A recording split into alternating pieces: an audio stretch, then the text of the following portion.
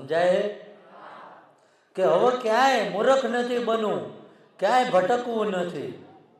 જે કંઈ હશે કોઈનું કરેલું હોય, ખવડાયેલું હોય કે કોઈએ ઘરની પાછળ દાટી દીધું હોય, આ બધા ક્યાં જ છે? આવું ન કહેતા? કોકના ઊભા ઘર પડાવી દીધા આમને આમ. કે જે કંઈ હશે અમે નથી જાણતા, પણ તને હોંપું છું. અને નાભીની કગરથી ઓટલા ઉપર જઈને જે કંઈ મનની વ્યાધિ છે ને એ દાદાને હોંપી દેજો.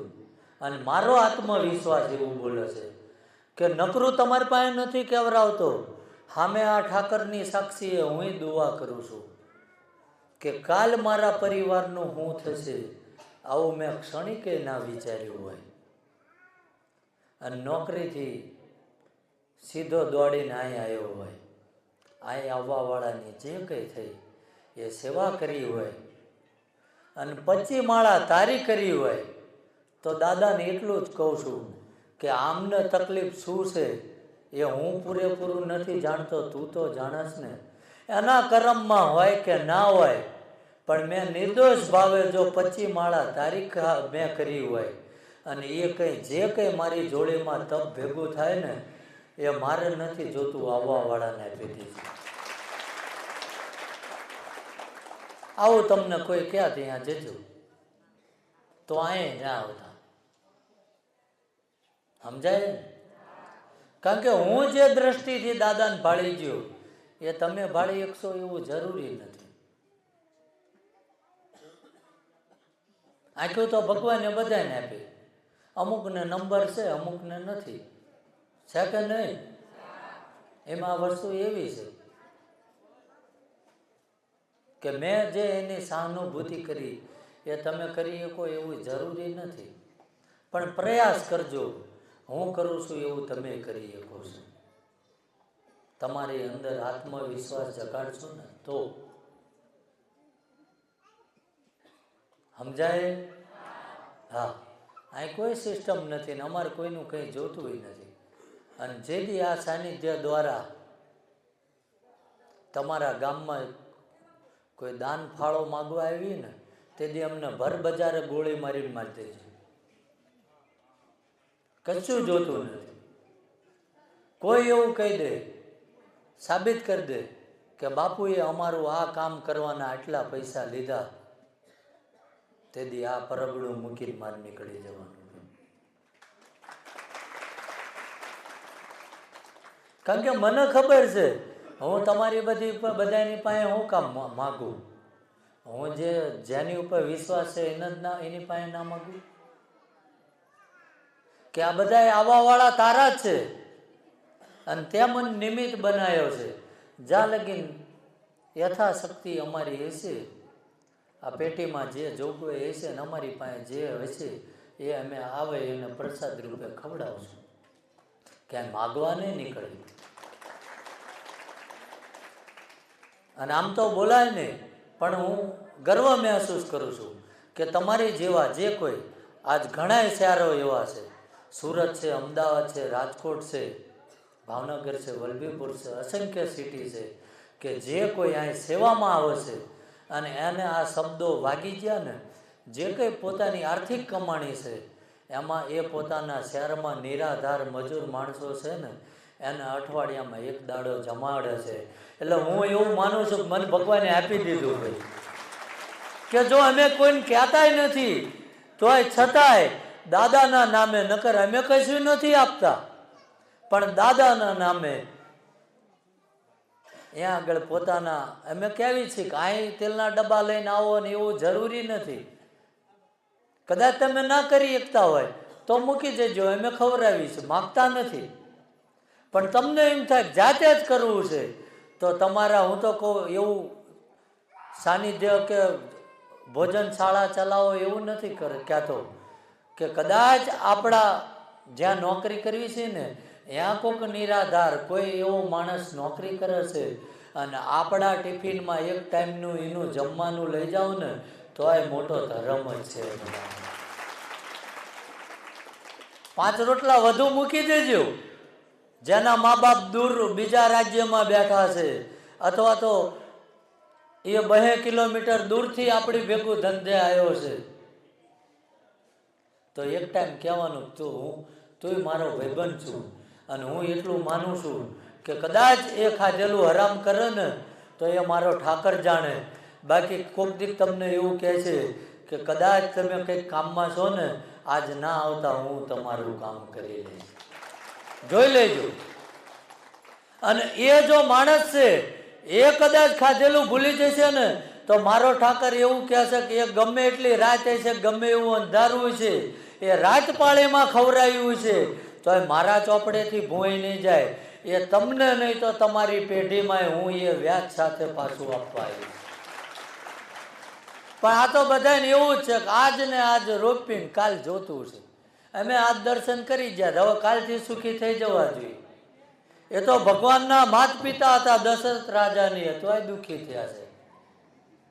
વાસુદેવજી દેવકીનો પ્રસંગ લઈ લો, ભગવાનના મા બાપ જ હતા ને, તો એ આખી જિંદગી કાળાગ્રહમાં કાઢી.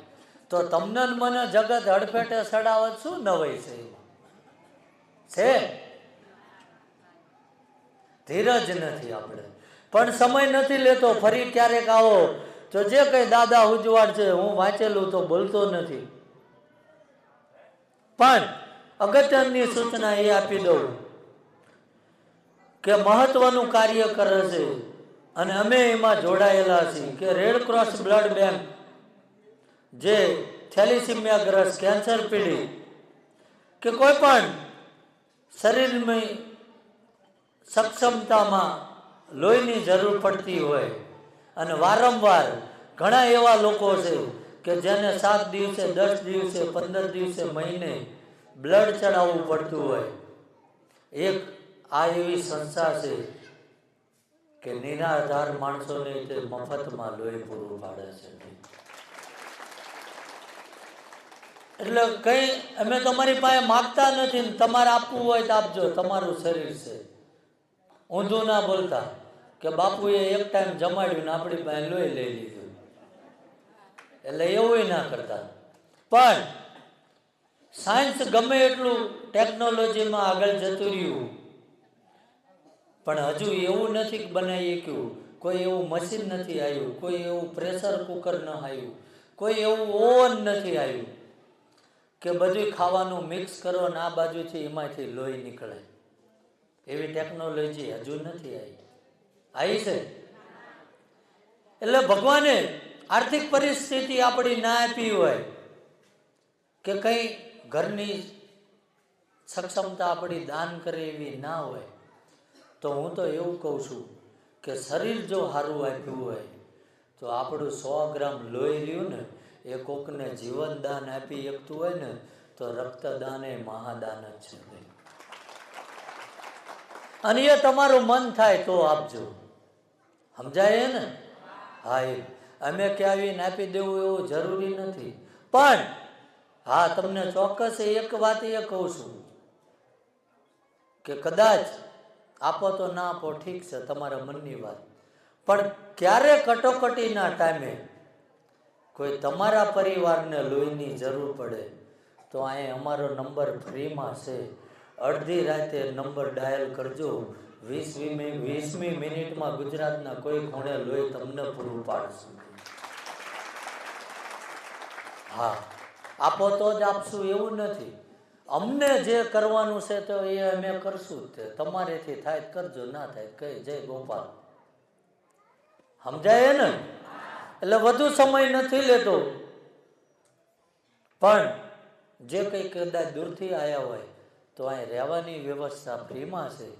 અને જેને કંઈ રોકાવું હોય ને હજુ બેહવું હોય તો બેઠા બેઠા 25 નામ પરમાત્માના લેજો, કારણ કે આ ભૂમિકા, આ જગ્યા એટલી પવિત્ર છે કે દાદાએ પોતાનું લોહી રેડ્યું છે. અને જો આપણા કર્મો નબળા હોત ને તો આ પવિત્ર ભૂમિકા ઉપર આજ બેઠા ના હોત. એટલે હું એવું માનું કે ઘણા ક્યાં છે ને કે ઘરમાં દાટેલું છે ને ઘરમાં મેલું મૂકી ગયા છે ને સોફાનું અહીંયા હંતાડ્યું છે ને પટારામાં પડ્યું છે ને પછી તો અહીંયા છે ને નળિયાના મોભારામાં મૂકેલું છે ને ક્યાં છે ન કહેતા?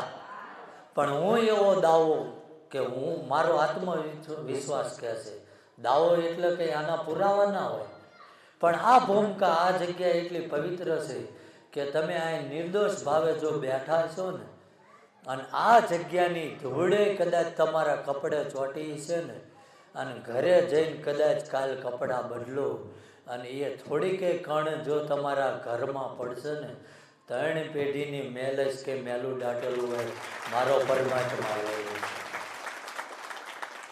આ લીંબુ મરચા વાળે શું થાય?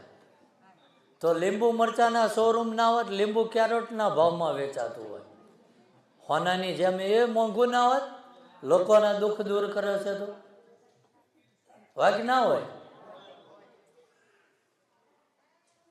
અંધશ્રદ્ધામાં ના જો, પરમાત્માને આપી દો. આજ નહીં તો કાલ તમારા દુઃખમાં ભાગ એ કરશે. અને કદાચ આના હાથે જ નહીં લખ્યો હોય ને તો તમે ગેરમાર્ગે ના જતા રહો, અને તમને હારા માણસનો ભેટો થાય ને ત્યાં લગીને એ તમને પાલવશે. આ મારો વિશ્વાસ બોલે છે. એટલે વધુ સમય નથી લેતો, પણ હું જેને હૃદયના ભાવથી માનું છું અને જેની અસીમ કૃપાથી આ બધું ચાલે છે, એટલે ભગવાને આપણને જો હાથ આપ્યા હોય તો 2 હાથ ઊંચા કરી